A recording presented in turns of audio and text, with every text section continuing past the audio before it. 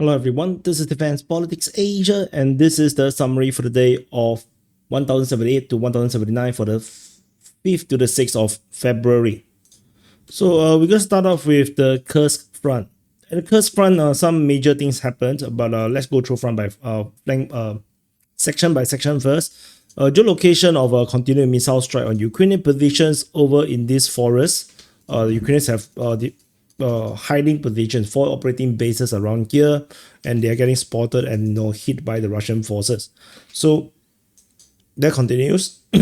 Over at the western flank, we have the largely more or less the same strategic situation, fighting at Darino, Svetiklovo, Lebedevka, Loknia, Nikorsky, Viktorovka. Information is all from the Russian Defense Ministry over the past 2 days, pretty much more or less the same thing. As usual, Kursk front is largely reported by the Russian Defense Ministry. In the northern flank, we have, as mentioned, Viktorovka and Nikorsky fighting reported Malaya Loknia, Nikolaevka, Staraya Sorokina, Novaya Sorokina, Pogrebki, Marevka, Kositsa, and Cherkasskoye Preshnoe. So a lot of directions, a lot of attacks in all different directions. This part of this recent uptick of Russian activities in the Kursk front. And now we go down to the eastern flank, where we have shelling report at Yuzhny, Zezulevka, Bedonovka, Kazachiloknia, Zaleshenka, and fighting reported in Martinovka, which could also be just shelling. So that's all. Over in the Sudja region is where we have some major actions. So as mentioned previously, I think 1 or 2 SITREPs ago, or maybe the conclusions, if I did that, I did mention that there is a little bit suspicious that Russians have this massive uptake of activities, like this shelling reported at Oleshnia, Gogolevka, and Rubenskina, as well as all these others in the north of this area here. I find it very unusual, and I see that there is a possibility of Ukrainian activities where the Ukrainians have sent in a lot of reinforcement, probably planning some big operations, and indeed we have now seen this operation occur.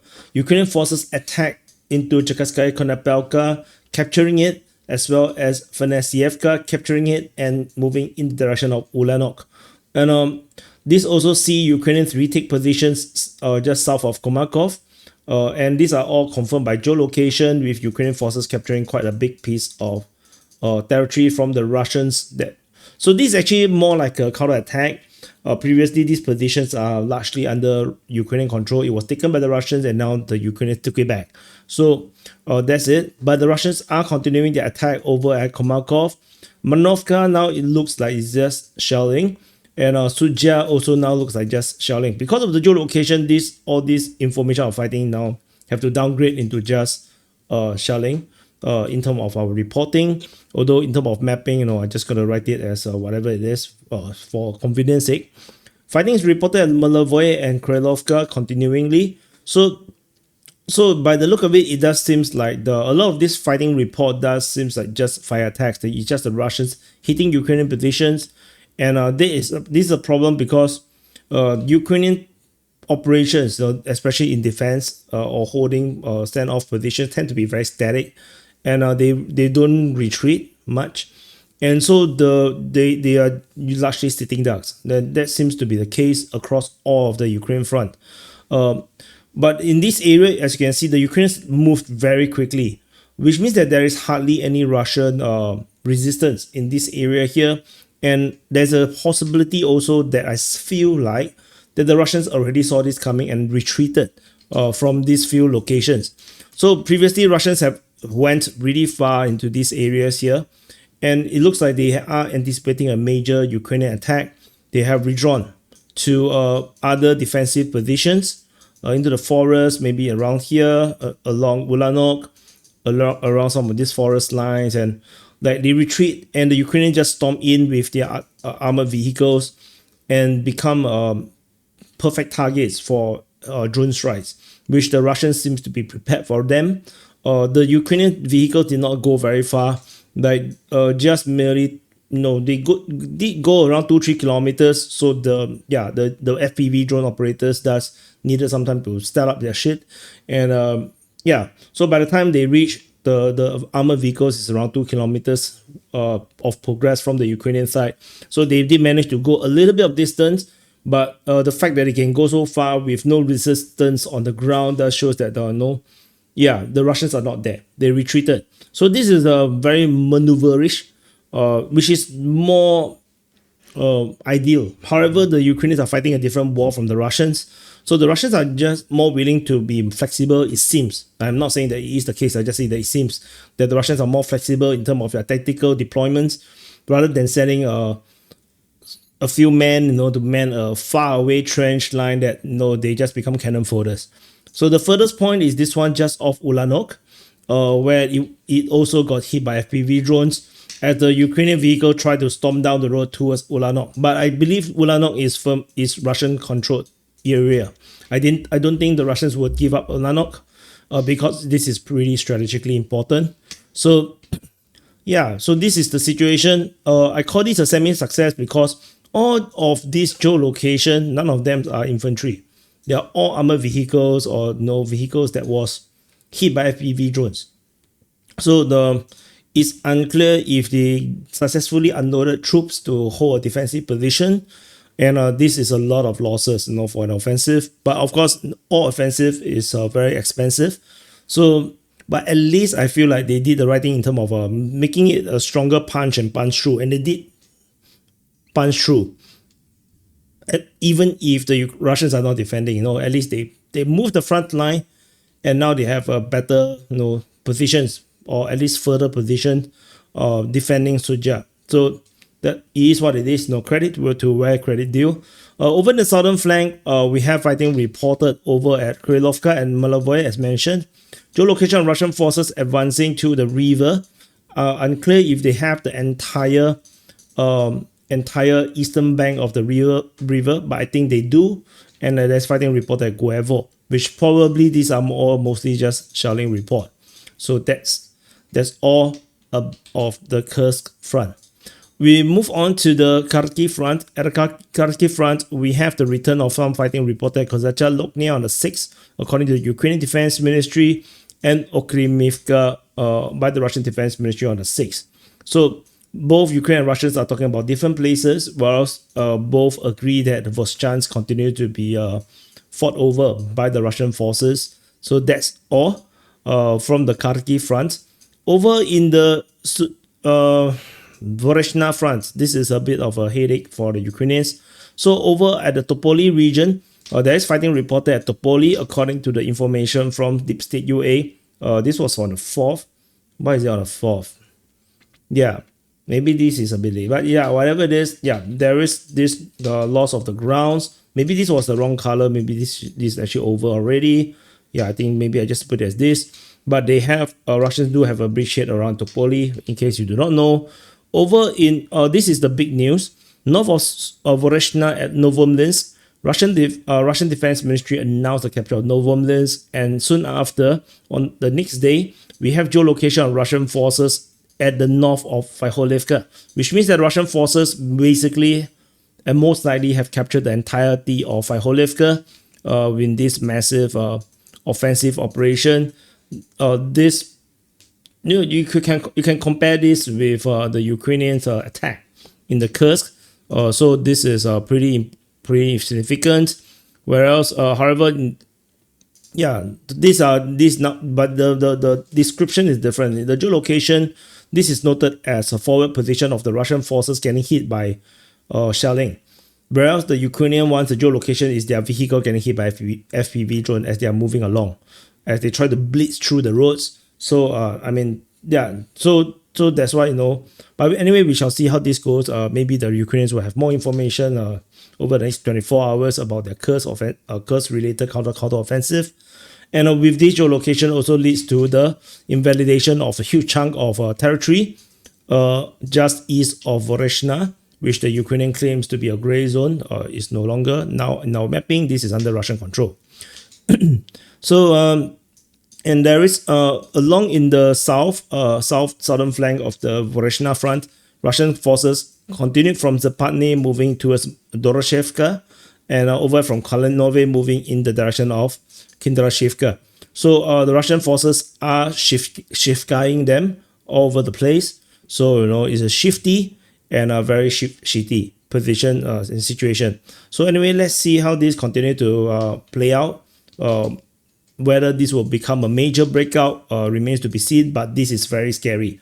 For the Russians to suddenly announce the capture of Novomlinsk and suddenly geolocated, which seemingly seems like the Russians have captured Vyholivka, might suggest a major breakout from this sector.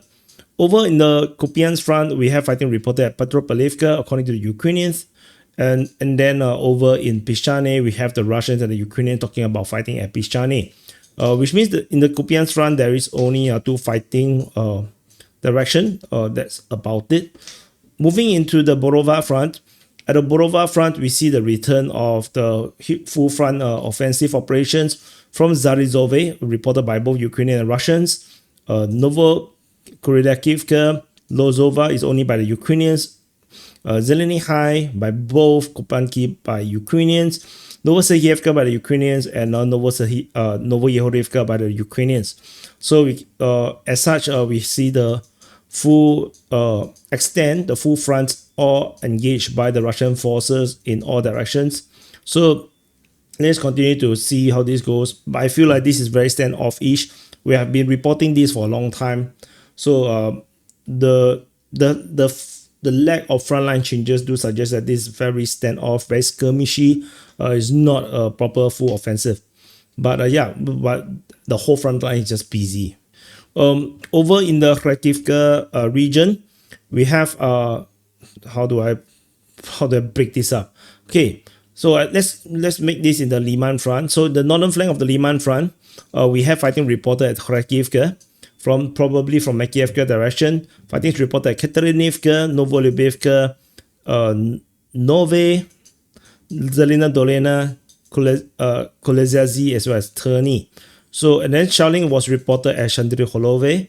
So, and then Ukrainian forces are geolocated. MRRS was hit by a Lancet, very close to the front line at Novolyubivka. It's a bit weird that they're actually so near to the front line, a distance of merely less than 2 kilometers. A bit unusual, but so that's the situation over here. Very precarious, very all over the place. There might be some frontline changes that was not reported, but anyway, moving south of the Liman front, we have fighting reported. Koleziazi, as mentioned just now, Terny, Yampolivka, and Torske. So information are coming all from the Russian-Ukrainian Defense Ministry. No, as usual, there's not much creativity in terms of where the sources coming from nowadays. And Yampolivka, there is infantry fighting vehicles of the Ukrainians getting hit by FPV drone. So that's interesting. The Ukrainians are continuing to send in reinforcement to ensure that they can hold the front line. Yeah, I wonder how long can they hold on. Because the Ukraine war is such a big war. You need really a lot of armored vehicles. Yeah, this is just crazy. What a crazy war. At the Sivers front, we have fighting reported Bilohorivka, which is reported by the Ukrainians on the 6th. Volkomokanyamsky was reported on the 5th by the Ukrainians, Sivers by the Ukrainians on the 5th as well as Sperne in the same report. So Russian forces are attacking in these various places, but that's about it. Not much update regarding this. Strategically, more or less the same situation. Over in the Bakhmut front, we have fighting reported at Orikovo-Vasilivka by the Russian Defense Ministry. They also reported shelling at Tikhonivka and Bilokuzminivka, all by the Russian Defense Ministry. Geolocation of FPV drone strike on Ukrainian artillery, the BZH-2000, if I'm not wrong, this is a German artillery. And Chasivya, there is fighting reported both by the Russian and Ukrainian Defense Ministry. Mykolaiivka appears on the report of the Russians yesterday.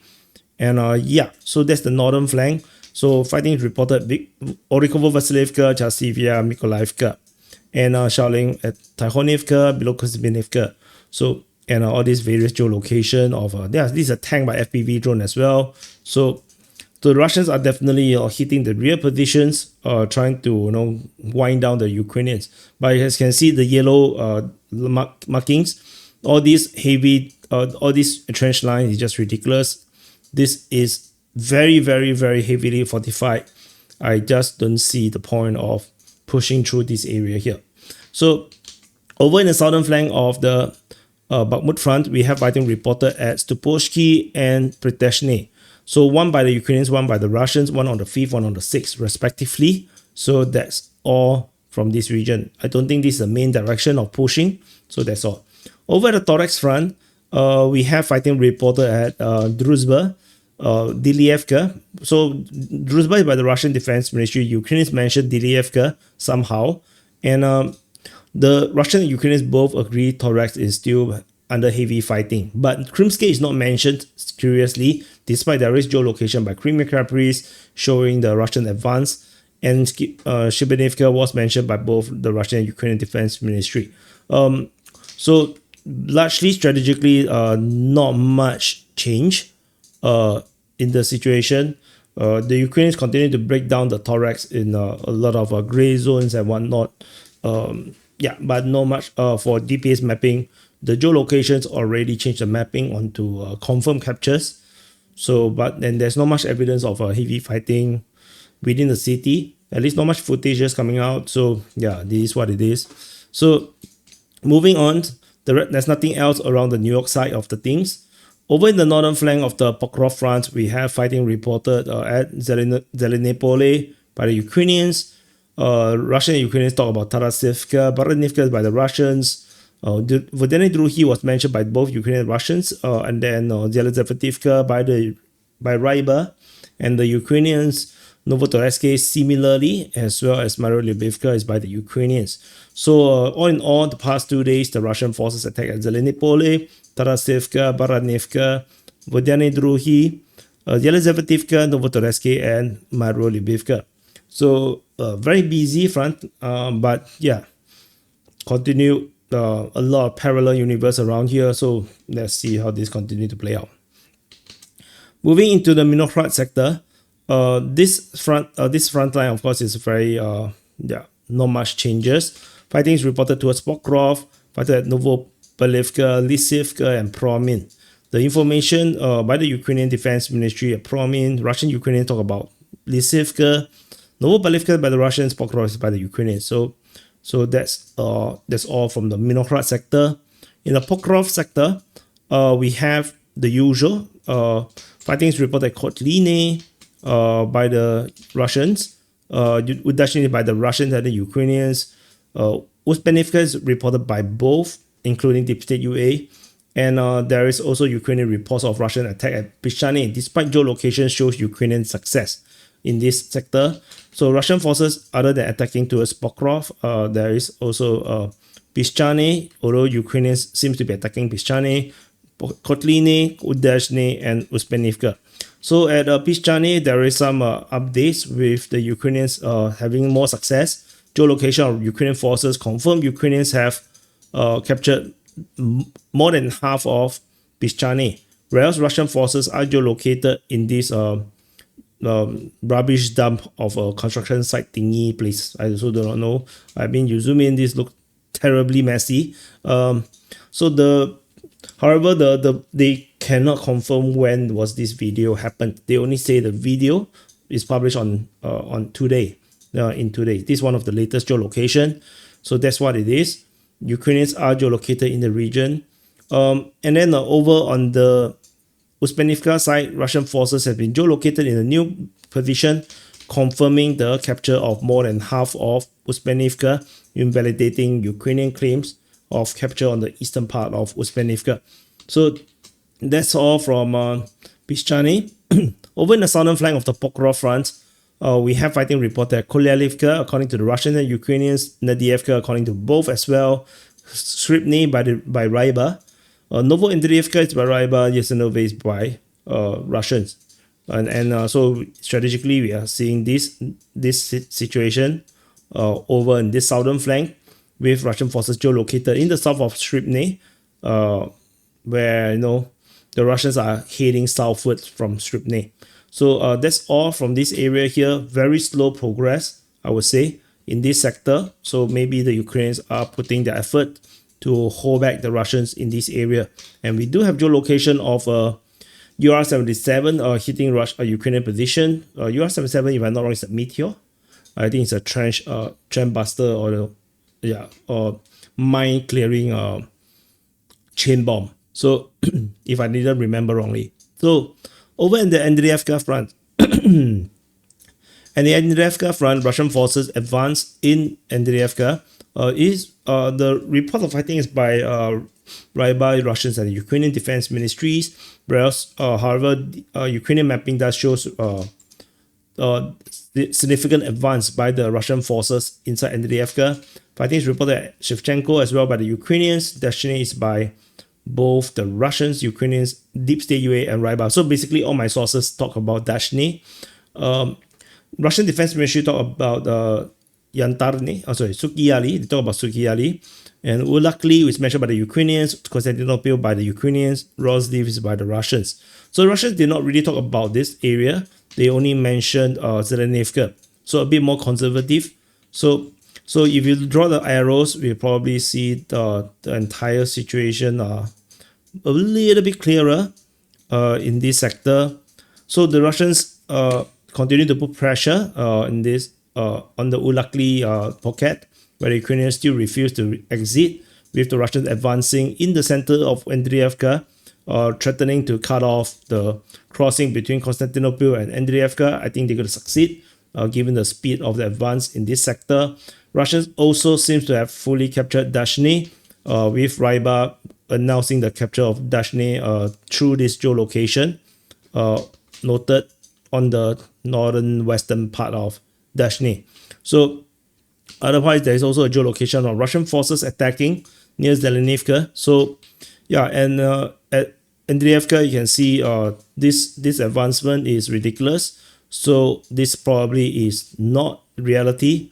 I think the advance is much bigger, and the Russian forces have taken a much bigger ground, and they are now threatening the crossing over the Voschar River. So the bridge is merely 1 kilometer away, so it's not that far. So that's all from the Andreevka. Over in also there's also Bahatir, by the way, just now mentioned by the Russian Defense Ministry. Over in the Velika Novosilka front, we have fighting reported at Rozdone, according to the Russians and Ukrainians, Belatske by the Russians, Novosilka by the Russians, Novopil by the Russians, Novopil by the Russians and Ukrainians. So this is a continuation of the Velika Novosilka offensive. Russians are just pushing in all directions right now.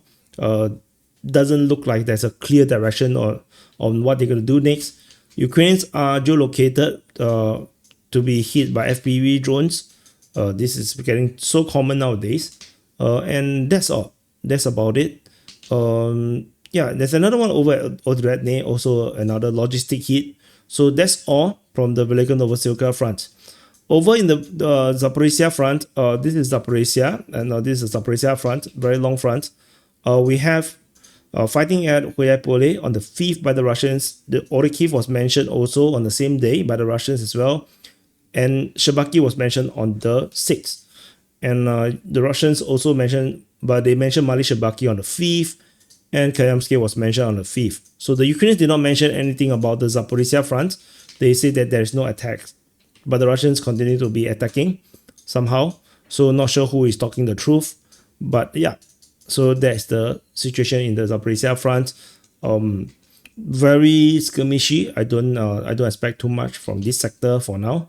And over the Kherson front, we have shelling reports only, according to the Russian Defense Ministry, at Tokarivka, Mikhailsky, Dniprovsky, as well as Yantarny. So, but that's all. Nothing else over in the Kherson front, and that's about it.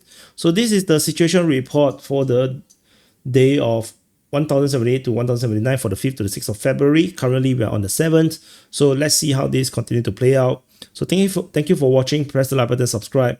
And for those expecting analysis, there's no analysis. This is a situation report. Analysis is another type of video. So thank you for watching, and I'll see you guys in the next update.